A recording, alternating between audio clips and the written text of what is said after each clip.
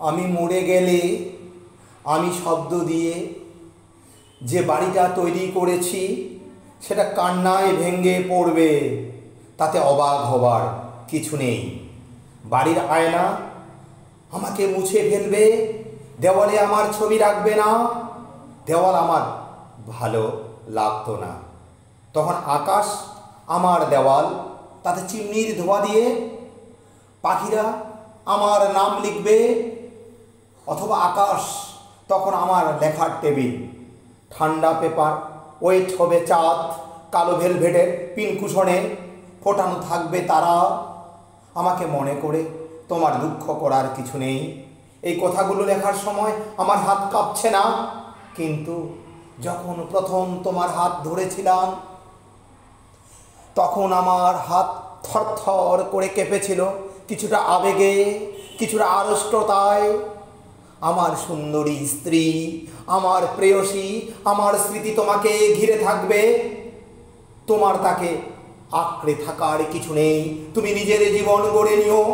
আমার স্মৃতি তোমার। তুমি যদি কাউকে ভালোবাসো তাকে এই স্মৃতিগুলো দিয়ে দিও, তাকে কমরেড করে নিও।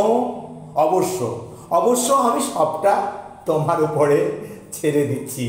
আমি বিশ্বাস করি তুমি ভুল করবে না। তুমি আমার ছেলেকে প্রথম অক্ষর শেখাবার সময়ে ওকে মানুষ, রোদ্দুর আর তারাদের ভালোবাসতে শিখিও। ও অনেক কঠিন কঠিন অঙ্ক করতে পারবে। বিপ্লবের অ্যালজেব্রা ও আমার চেয়ে অনেক ভালো করে বুঝবে। হাঁটতে শেখাবে মিছিলে, পাথুরে জমিতে আর ঘাসে। আমার দোষগুলোর কথা ওকে বলো, ও যেন আমাকে না বকে। আমার মরে যাওয়াটা কোনো বড় কথা নয়।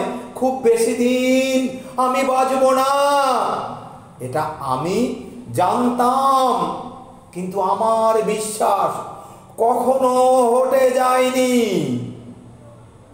সমস্ত মৃত্যুকে অতিক্রম করে, সমস্ত অন্ধকার অস্বীকার করে বিপ্লব দীর্ঘজীবী হয়েছে। বিপ্লব চিরজীবী হয়েছে।